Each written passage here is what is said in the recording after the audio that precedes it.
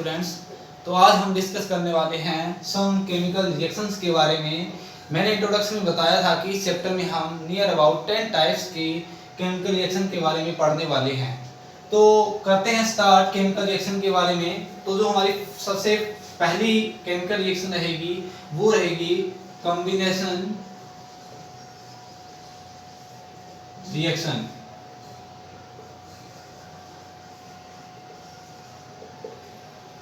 Combination reaction देखते हैं कि क्या होती है। जैसे आपको इसके नाम से ही थोड़ा समझ आ रहा है कि किस टाइप की रिएक्शन होगी। कॉम्बिनेशन का मतलब होता है कंबाइन होना। कॉम्बिनेशन कहाँ से आया? कंबाइन से, यानी दो या दो से ज्यादा चीजें इसके अंदर आपस में जुड़ के एक सिंगल कंपाउंड या सब्सटेंस बनाएगी। तो देखिए कॉम्बिनेशन रिएक्शन होती क्या है। Reaction a chemical reaction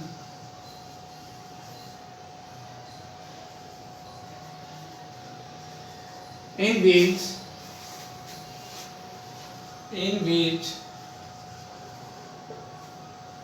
two or more substances or compound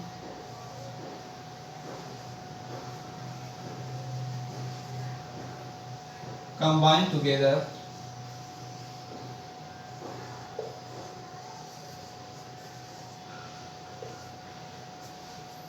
form a single substance or compound is called combination reaction।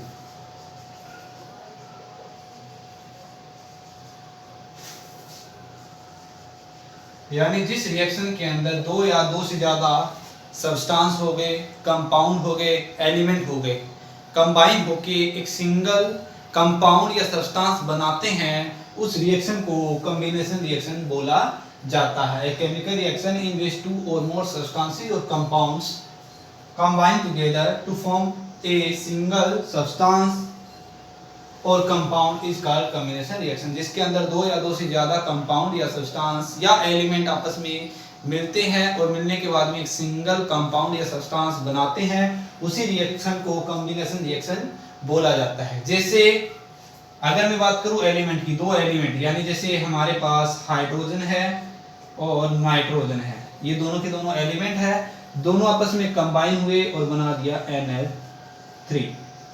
Clear? दो आपस में मिलके क्या बना दिया? एक सिंगल कंपाउंड तैयार कर दिया। तो ये क्या है? कॉम्बिनेशन है। सेम एज इट इज अगर मैं बात करूं कंपाउंड की, जैसे NH3 प्लस में HCl, तो ये आपस में कंबाइन होकर क्या बना देंगे? NH4Cl, ammonium chloride. क्लियर? या फिर और एग्जांपल ले हम, H2 प्लस में O2 क्या बन जाता है? H2। ये सारी रिएक्शन क्या है? Combination reaction. इसके अंदर ध्यान से देखिए, हर एक रिएक्शन के अंदर दो या दो से ज्यादा कंपाउंड, एलिमेंट और सब्सटेंस है और वो सारे मिलके एक सिंगल कंपाउंड या सब्सटेंस तैयार करें। यानी रिएक्टेंट के अंदर तो more than two element substance compound है, लेकिन ये प्रोडक्ट के अंदर सिंगल हमारे पास एक कंपाउंड या सब्सटेंस आएगा। तो जो इस टाइप की रिएक्शन होती है उन्हें कॉम्बिनेशन रिएक्शन बोला जाता है। Clear?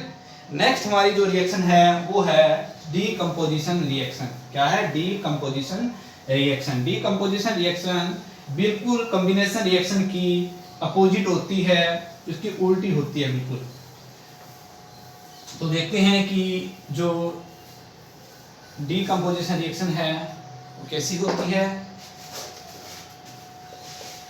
Decomposition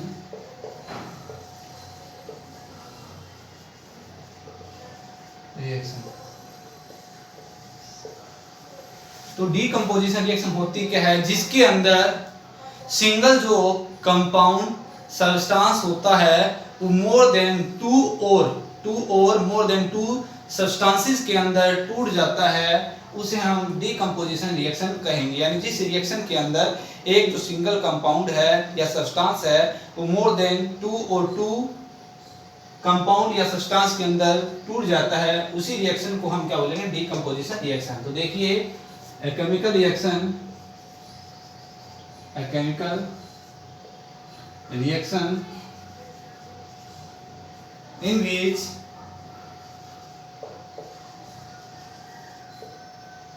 a single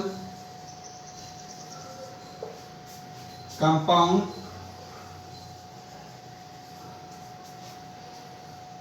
decomposes into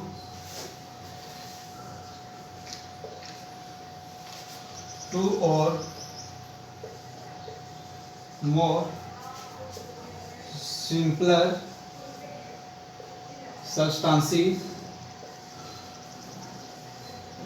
or compound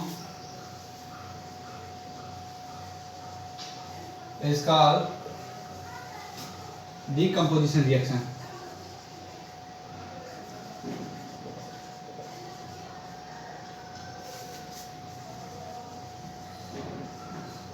यानी जिस रिएक्शन के अंदर जो एक कंपाउंड होता है या एक सब्सटेंस है वो टूटने के बाद में दो या दो से ज्यादा कंपाउंड या सब्सटेंस के अंदर वो टूट जाता है, डिवाइड हो जाता है, उस रिएक्शन को ही हम डीकंपोजिशन रिएक्शन कहेंगे।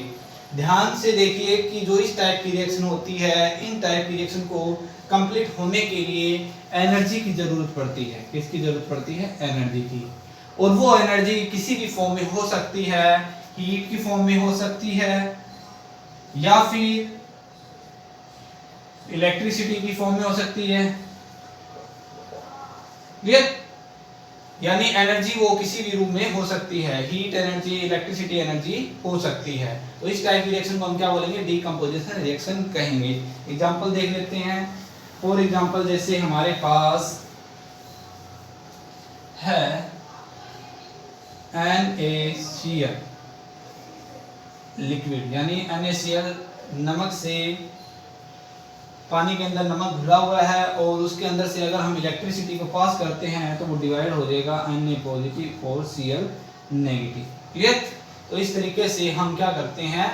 किसी भी कंपाउंड को सिंपल सब्सटेंस या कंपाउंड के अंदर तोड़ सकते हैं। और एग्जांपल देखते हैं, जैसे हमारे पास है कैल्शियम कार्बोनेट। क्या है? Calcium carbonate. कैल्शियम कार्बोनेट अगर इसको हम हीट दें तो ये कन्वर्ट हो जाती है किसके अंदर? कैल्शियम ऑक्साइड प्लस में कार्बन डाइऑक्साइड। यानी कैल्शियम कार्बोनेट को अगर हम हीट दें तो वो टूट जाती है किसके अंदर? कैल्शियम ऑक्साइड और कार्बन डाइऑक्साइड के अंदर। यानी जो रिएक्टेंट है इस रिएक्शन के अंदर वो सिंगल होगा, लेकिन जो आपका प्रोडक्ट है वो 2 और मोर हो सकता है। देखिए ये स्टेबल नहीं है तो ये क्या करेंगे? बहुत सारे आपस में मिलके यहाँ पर तो Cl2 बन जाएगा और ये Na अपना इलेक्ट्रॉन लेके स्टेबल हो जाएगा। क्लियर?